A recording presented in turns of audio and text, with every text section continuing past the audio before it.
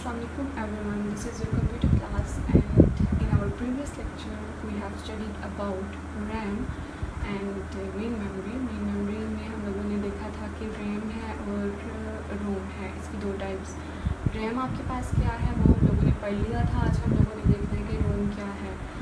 RAM हम लोगों के पास एक रैंडम एक्सेस मेमोरी है, इसकी फुल फॉर्म आपके पास क्या है, रैंडम एक्सेस मेमोरी। और रोम की फुल फॉर्म है आपके पास रीड ओनली मेमोरी। अब इन दोनों में डिफरेंस क्या है पहले हम लोग वो देख लेते हैं, फिर हम लोग अपने मेन टॉपिक की तरफ मूव करेंगे। रैम आपके पास एक ऐसी मेमोरी होती है जिसमें सिर्फ रीड और राइट दोनों ऑपरेशंस परफॉर्म किए जाते हैं, लेकिन रोम में सिर्फ सीपीयू रीड का ऑपरेशन परफॉर्म करता है, राइट का ऑपरेशन परफॉर्म इसमें नहीं किया जाता। जो रैम है इसको हम लोग क्या बोलते हैं, ये एक वोलेटाइल मेमोरी है और आपके पास एक नॉन वोलेटाइल मेमोरी है। अब हम लोगों ने रैम को क्या बोला कि ये हमारे पास क्या है, नॉन वोलेटाइल मेमोरी। अब नॉन वोलेटाइल हम लोगों ने इसको क्यों बोला और हम लोगों ने रैम को वोलेटाइल मेमोरी क्यों बोला था। अब ये देखते हैं, हम लोग रोम को नॉन वोलेटाइल मेमोरी इसलिए बोलते हैं जब हम लोग अपने कंप्यूटर को टर्न ऑफ कर देते हैं तो जो भी डाटा हमारे कंप्यूटर के अंदर होता है वो सारे का सारा कंटेंट लॉस्ट नहीं होता। और इसके बिल्कुल अपोजिट हम लोगों के पास क्या थी, रैम में हम लोगों ने देखा कि जब भी कंप्यूटर टर्न ऑफ किया जाएगा तो उसमें जितना भी डाटा पड़ा हुआ है, जो भी कंटेंट है वो सारे का सारा क्या हो जाएगा, लॉस्ट हो जाएगा। लेकिन रोम में वो डाटा लॉस नहीं होगा, इसलिए हम लोग क्या बोलते हैं कि रोम आपके पास क्या है, नॉन वोलेटाइल मेमोरी।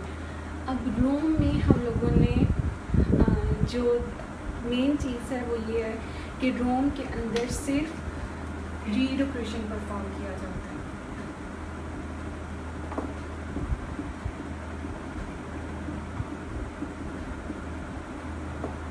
ठीक है, और जो आपके पास राइट ऑपरेशन होता है इसके अंदर रोम के अंदर वो परफॉर्म नहीं किया जाता। इसलिए हम लोग इसको बोलते हैं कि जो हमारे पास रैम है वो क्या है, रीड ओनली मेमोरी। रैम की फुल फॉर्म क्या है, रीड ओनली मेमोरी, और रोम की फुल फॉर्म क्या है, रैंडम एक्सेस मेमोरी। इसमें हम लोग क्या कर रहे थे कि रीड का ऑपरेशन भी परफॉर्म कर रहे हैं और राइट का ऑपरेशन भी परफॉर्म होता है रैम के अंदर। लेकिन आपके पास जो रोम है उसके अंदर सिर्फ रीड ऑपरेशन परफॉर्म किया जाता है, राइट ऑपरेशन परफॉर्म नहीं किया जाता। अब ये परफॉर्म क्यों नहीं किया जाता वो हम लोगों ने देखना है। जो रोम है उसमें जो मैन्युफैक्चरर होता है, जो यूज़र होता है, वो डाटा राइट कर देता है। एक दफ़ा जब वो डाटा राइट कर देता है उसको चेंज नहीं किया जा सकता, इसलिए उसके ऊपर राइट ऑपरेशन परफॉर्म नहीं होता, सिर्फ रीड ऑपरेशन परफॉर्म होता है। अब हम लोगों ने जो देखना है इसका नेक्स्ट देखेंगे चीज़ें, वो आपके पास क्या है, types of Rome.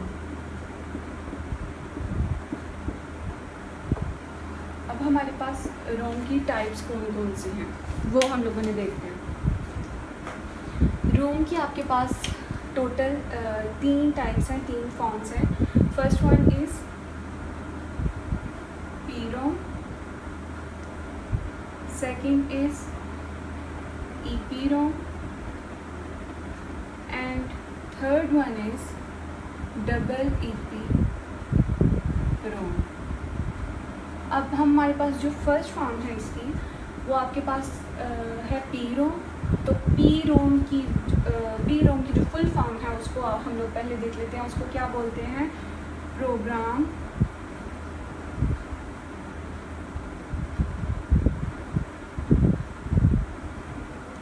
Programmable read only memory. अब हम लोगों के पास जो प्रोग्रामेबल रीड ओनली मेमोरी है, ये इसमें पहले तो जो मेमोरी होती है आपके पास, जो रोम है वो पहले ब्लैंक होगी, इसके ऊपर कुछ भी ऑपरेशन परफॉर्म नहीं होगा। पहले जो मैन्युफैक्चरर है, जो यूज़र है, वो डाटा राइट करके देगा तो उसमें जो भी डाटा राइट किया होगा या जो भी प्रोग्राम राइट किया होगा वो चेंज नहीं किया जा सकता। अब वो कह रहे हैं जो यूज़र है यहाँ पे उसने क्या यहाँ पे करना है, जो प्रोग्रामर है जो यूज़र है यहाँ पे उसने यहाँ पे आपको डाटा एक दफ़ा राइट करके दे दिया, और जो जिसके थ्रू वो डाटा राइट करता है वो डिवाइसेस होती हैं, स्पेशल डिवाइसेस को यूज़ करते हुए उसके वो यहाँ पे डाटा को राइट करता है। इसलिए वो कह रहा है कि एक दफ़ा जब भी रोम के ऊपर डाटा राइट कर दिया जाता है, पी रोम के ऊपर तो डाटा को रीराइट नहीं कर सकते। यहाँ पे हम लोगों ने देख लिया कि पी रोम में क्या है कि पी रोम पहले तो ब्लैंक होगी, उसके ऊपर जो डाटा राइट करेगा वो यूज़र राइट करेगा, मैन्युफैक्चरर राइट करेगा स्पेशल डिवाइसेस को यूज़ करते हुए। जब वो एक दफ़ा डाटा को राइट कर लेगा तो उसको रीराइट नहीं कर सकता कोई भी, ठीक है। तो हम लोगों ने देख लिया पी रोम क्या है। अब आप सेकंड रोम पे मूव करो, वो आपके पास क्या है, ईपी रोम। ईपी रोम की फुल फॉर्म क्या है, इरेजेबल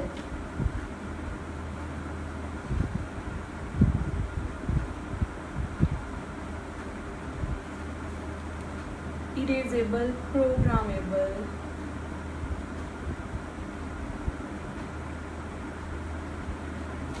रीड ओनली मेमोरी। अब हमें इसके नाम से ही पता चल रहा है कि नाम से क्या पता चल रहा है, इरेजेबल, कि यहाँ पे डाटा को इरेज किया जा सकता है। पी रोम में जब एक दफ़ा डाटा राइट कर लिया जा रहा था तो उसको इरेज नहीं किया जा सकता था, लेकिन ईपी रोम में जब आप जो मैन्युफैक्चरर है वो डाटा को राइट करता है तो वो इरेज कर सकता है उसमें ईपी रोम में, ठीक है। अब वो इरेज कैसे करता है, वो स्पेशल डिवाइसेस होती हैं जो कि अल्ट्रा वायलेट रेज होती हैं, उन रेज को यूज़ करते हुए वो पहले क्या करता है, रोम को हीट अप करता है। हीट अप करने के बाद वो सारे का सारा डाटा जो उसके ऊपर पड़ा होता है उसको क्या करता है, रिमूव करता है, देन वो दोबारा से रीराइट कर सकता है। तो ईपी रोम में उसने बता दिया कि ईपी रोम में डाटा को एक दफ़ा इरेज करके दोबारा से रीराइट किया जा सकता है।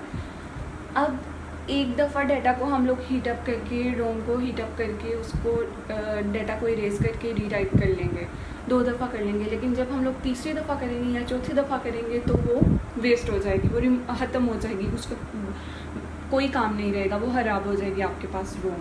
अब हम लोग नेक्स्ट पे मूव करते हैं, लेकिन इसका जो मेन डिफरेंस था वो हमें पता चल गया कि पी रोम में और ईपी रोम में डिफरेंस क्या है। पी रोम में आप डाटा को जो मैन्युफैक्चरर है वो डाटा को एक दफ़ा राइट करता है तो इरेज नहीं कर सकते, लेकिन ईपी रोम में हम लोग ईपी रोम में मैन्युफैक्चरर यूज़र डाटा को इरेज कर सकता है, उसको रीराइट किया जा सकता है। अब जो हमारे पास नेक्स्ट है, लास्ट वन है, वो आपके पास क्या है, डबल ईपी रोम। अब डबल ईपी रोम की फुल फॉर्म क्या है,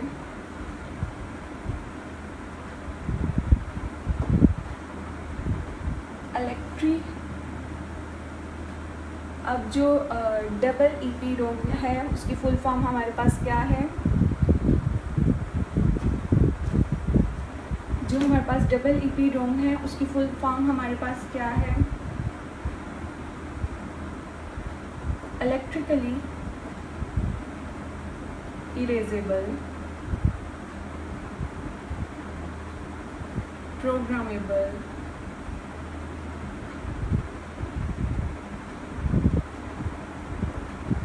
रीड ओनली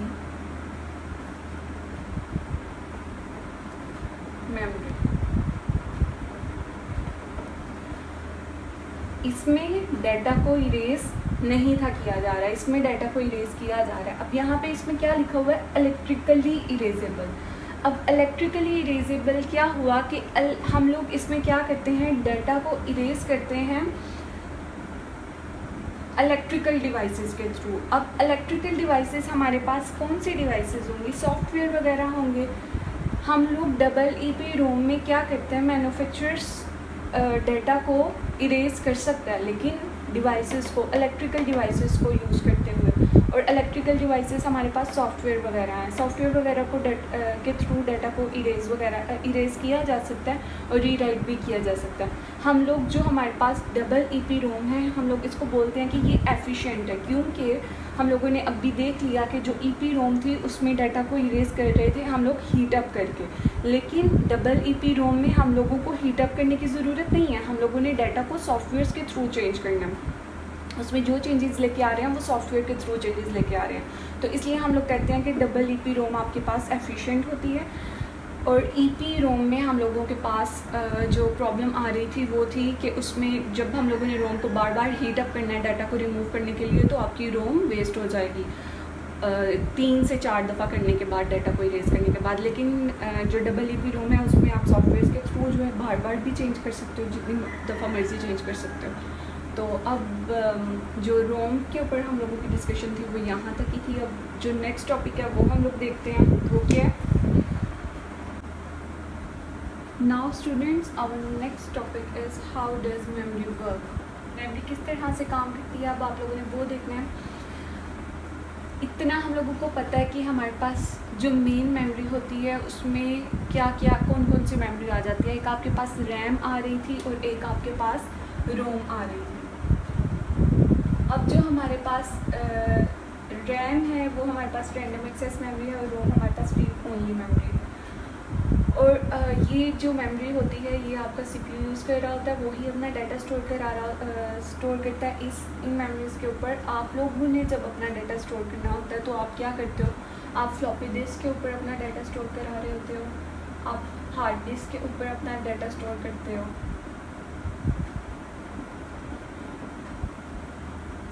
मेमोरी कार्ड्स, आप यहाँ पे अपना डाटा स्टोर करा रहे होते हो। लेकिन जो मेन मेमोरी होती है CPU उस मेमोरी को यूज़ करते हुए अपना डाटा उसके ऊपर स्टोर करा रहा होता है और उसके ऊपर ऑपरेशंस परफॉर्म करता है।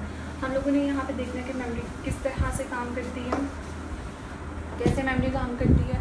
तो लेट्स सपोज हम लोग रैम के ऊपर ही काम कर लेते हैं कि रैम के ऊपर किस तरह से काम होता है। ये हमारे पास रैम है, ठीक है, ये हमारे पास रैम है और ये उसके अंदर क्या है, सेल्स हैं।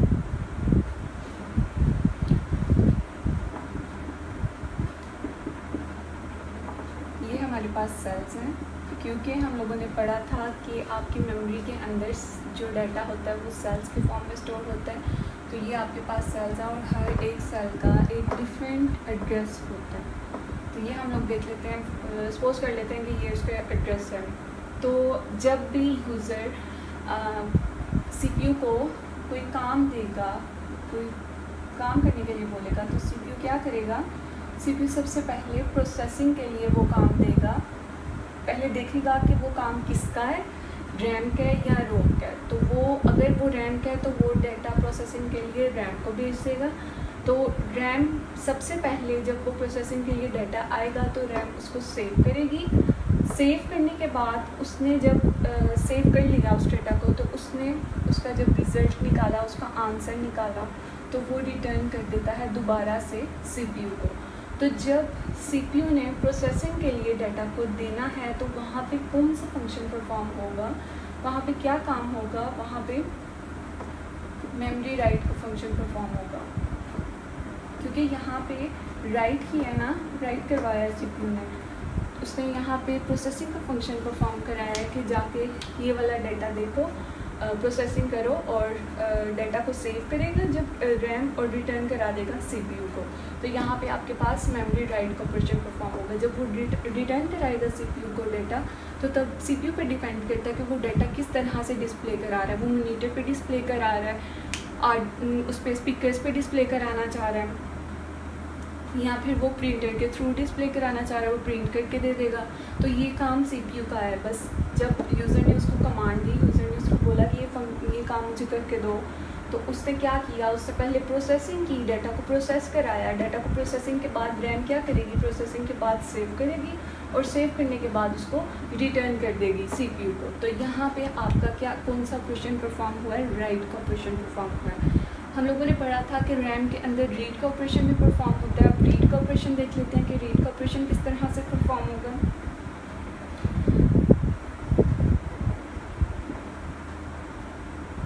रीड के ऑपरेशन में हम लोगों के पास जो मेन चीज़ें आती हैं वो ये होता है कि उसमें हम लोगों के पास टाइम सेव हो जाता है। रीड के ऑपरेशन में वो टाइम हमारे पास सेव कैसे होगा, जब हमारे पास कोई यूज़र इनपुट देगा प्रिंटर को, यूज़र जो है वो अब इनपुट देगा सीपीयू को कि ये काम मुझे परफॉर्म करवा के दो।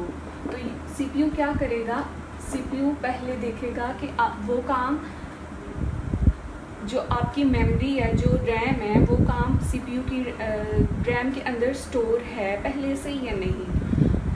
अगर वो काम स्टोर है तो सीपीयू क्या करेगा, सीपीयू उसको एड्रेस भेजेगा। फॉर एग्जांपल सेल नंबर 3 में वो डाटा पड़ा हुआ है तो सीपीयू उसको एड्रेस देगा कि इस एड्रेस पे जाओ, डाटा को देखो, डाटा को रीड करो और रिटर्न कर दो। तो यहाँ पे आपका कौन सा ऑपरेशन परफॉर्म होगा, रीड का ऑपरेशन परफॉर्म होगा।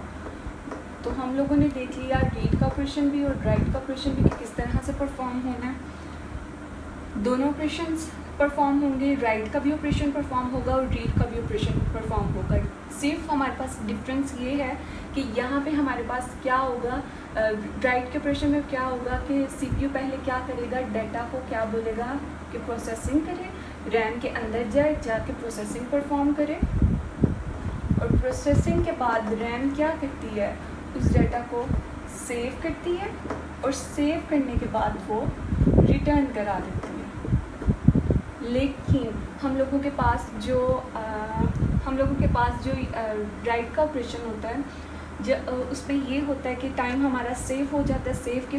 हम सीपीयू का टाइम सेव हो जाता है। सेव किस तरह से होता है कि जब डाटा तो प्रोसेसिंग भी नहीं होगी और यहाँ पे सेव भी नहीं होगा, क्योंकि डाटा पहले से ही प्रोसेस हुआ पड़ा है और सेव हुआ पड़ा है, क्योंकि वो डाटा पहले से ही मेमोरी के अंदर राइट था। तो सीपीयू ने यहाँ पे सिर्फ क्या भेजना होता है, एड्रेस भेजना होता है कि इस एड्रेस में है वो डाटा, एड्रेस देगा और रिटर्न करा देगा। तो यहाँ पे टाइम सेव हो जाता है, प्रोसेसिंग और सेविंग, क्योंकि प्रोसेसिंग और सेविंग यहाँ पे नहीं होती। तो ये हम लोगों ने ये भी देख लिया कि मेमोरी किस तरह से वर्क करती। होप सो कि सबको अच्छे से समझ आ गई होगी। हम लोगों को पता है कि रैम क्या होती है। रैम में हम लोगों को इस चीज़ का आइडिया है कि जब ये एक वोलेटाइल मेमोरी है, जब भी कंप्यूटर टर्न ऑफ होगा तो सारे का सारा डाटा रैम के अंदर से इरेज हो जाता है, लॉस्ट हो जाता है। जितना भी कंटेंट होता है वो सारे का सारा लॉस्ट हो जाता है। हम लोग इसको रिलेट कर सकते हैं अपनी डेली लाइफ से। इसकी एग्जांपल ले सकते हैं, जब आप कोई ऐप इंस्टॉल करते हो, कोई न्यू ऐप होती है, आप उसको इंस्टॉल करते हो, कोई गेम इंस्टॉल करते हो, तो वो स्टार्ट में जब आपने इंस्टॉल की होती है तो इंस्टॉलेशन के बाद जब आप उसे ओपन करते हो तो वो थोड़ा सा टाइम लेती है। जब एक दफ़ा आप उसको बंद करके दोबारा से उस गेम को ओपन करते हो तो वो कम टाइम लेगी। लेकिन अगर आप जो आपने ऐप इंस्टॉल की हुई है, जब आपने एक दफ़ा अपना जो आपका फ़ोन है आप उसको बंद कर देते हो, आप उसको पावर ऑफ कर देते हो, आप दोबारा से जब उसको ऑन करोगे तो वो दोबारा से टाइम ही लेगी ऐप ओपन होते हुए। तो इसी तरह सेम इसका भी, रैम का भी यही काम होता है। रैम में भी इसी तरह हो रहा होता है कि पहले जब राइट का ऑपरेशन परफॉर्म किया जा रहा होता है तो पहले प्रोसेसिंग होती है, सेविंग होती है, देन वो डाटा रिटर्न करके देता है। लेकिन जब हम लोगों के पास रीड ऑपरेशन परफॉर्म किया जा रहा होता है, जब सीपीयू रीड ऑपरेशन परफॉर्म करता है तो वो जस्ट एड्रेस उसको भेजता है मेमोरी को, और मेमोरी डायरेक्ट उसको रिटर्न करके सीपीयू को वापस कर देती है, रिटर्न कर देती है। होप से सबको ठीक से समझ आई होगी। थैंक यू एंड अल्लाह हाफिज़।